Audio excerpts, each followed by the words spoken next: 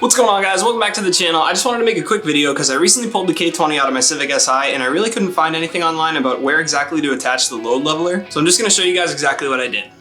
So here's our K20 Z3 out of our Civic SI. I did throw a towel underneath the load leveler so that our chain didn't scratch up the valve cover at all. We got the front link right here coming down into one of our motor mounting holes. And there are a few washers in the back just to keep the chain up off the motor itself. Coming around this chain, guys, on the other side. This one's gonna run in the back. Obviously, we dropped the transmission before doing this. And this one connects down here in the back. So I actually got this bolt from the hardware store. It is the same as the transmission bolts, but it's longer. I believe it's M12 by 1.25. And we also have a few washers in there just to keep the chain off the block there as well. And I don't think there are any threads in this hole specifically, so there is a nut back there as well. Looking at the other side, guys, we got one down in here right next to the AC condenser or compressor, whatever that is. So what I did on this one was I stacked up a whole bunch of washers inside of here. There's like a recessed sort of concave hole. And so I stacked up a whole bunch of washers. See how there's like washers in there? And that way you don't pinch the chain into the mount. So that's how I did that one. And then this one way up here, this is another motor mount spot. I literally just reused the factory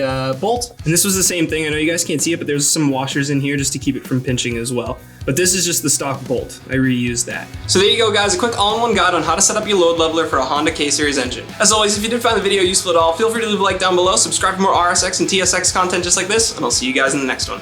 Peace.